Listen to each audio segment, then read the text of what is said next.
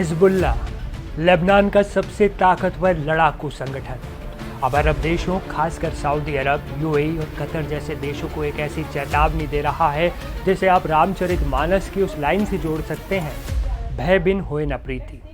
चलिए पूरी खबर को विस्तार से जानते हैं। नमस्ते, मैं हूं असीम और आप देख रहे हैं एनडीटीवी इंडिया। मिडिल ईस्ट की बिसात पर एक नया और खतरनाक खेल शुरू हो गया है। एक ऐसा खेल जिसमें एक तरफ है इजराइल, दूसरी तरफ है उसके दुश्मन और बीच में फंस गए हैं दुनिया के सबसे अमीर तेल वाले देश। हिजबुल्लाह ने अरब देशों को दी है बड़ी चेतावनी। हिजबुल्लाह ने साफ साफ कह दिया है, आज हम कल तुम। चलिए, अब यहाँ एक बड़ा सवाल ये भी है कि आखिर हिजबुल्लाह को ये खुली चेतावनी देने की जरूरत क्यों पड़ी। इस पूरी कहानी की चिंगारी भड़की कतर की राजधानी दोहा से। हाल ही में इजराइल ने एक हवाई हमला करके दोहा में बैठे हमास के बड़े नेताओं को मार गिराया। अब आप सोचेंगे कि इसमें नई बात क्या है। नई बात यह है कि कतर अब तक इस जंग में एक शांति दूत था, एक मीडिएटर की भूमिका निभा रहा था। किसी ने नहीं सोचा था कि इजराइल कतर की जमीन पर जाकर हमला कर देगा। इस हमले ने पूरे मिडिल ईस्ट में खलबली मचा दी और इसी मौके पर सामने आए हिजबुल्लाह के डिप्टी लीडर नईम कासिम। उन्होंने एक बयान दिया जिसने आग में घी डालने का काम किया। नईम कासिम ने कहा, इजराइल का कतर पर हमला सिर्फ हमास पर हमला नहीं है, ये अमीर खाड़ी देशों के लिए एक सीधा संदेश है। इजराइल तुम्हें ये बता रहा है कि अगर हमारे जैसे लड़ाकू संगठन खत्म हो गए तो अगला नंबर तुम्हारा होगा।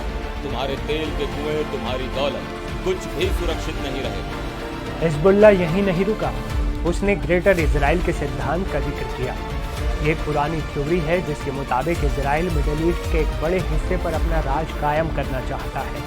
हिजबुल्लाह का कहना है कि लेबनान, गाजा और बाकी जगहों पर हम जैसे संगठन ही हैं जो इजराइल को ऐसा करने से रोकते हैं। हम तुम्हारे और इजराइल के बीच की दीवार हैं।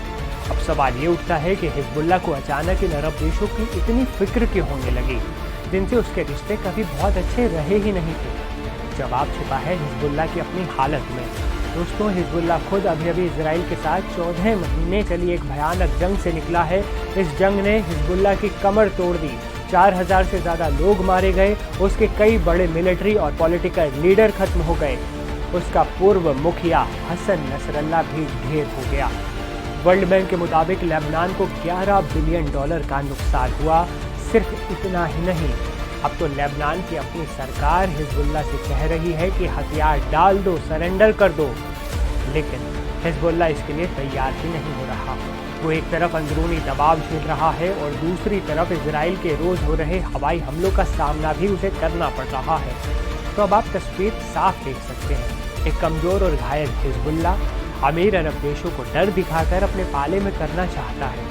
वो कह रहा है कि हमें बचाने का मतलब है खुद को बचाना।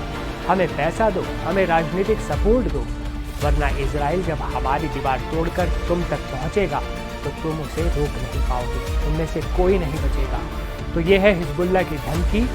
इसे आप मदद के लिए खिलखिलाना भी कह सकते हो, धमकी भी कह सकते हो। वो डर का ऐसा माहौल बना रहा है जहाँ अरब देश उसकी मदद करने पर मजबूर हो जाए। अब सबसे बड़ा सवाल ये है, क्या अरब के अमीर देश हिजबुल्लाह के झांसे में आएंगे? क्या वो अपने पुराने दुश्मन को इजराइल के खिलाफ अपना दोस्त बना लेंगे? ये तो आने वाले वक्त में ही तय होगा। आपको क्या लगता है? अपनी राय नीचे कमेंट में ज़रूर बताइएगा। इस खबर पर हमारी भी नज़र लगातार बनी हुई है, इसलिए लेटेस्ट अपडेट्स के लिए आप देखते रहें एनडीटीवी इंडिया।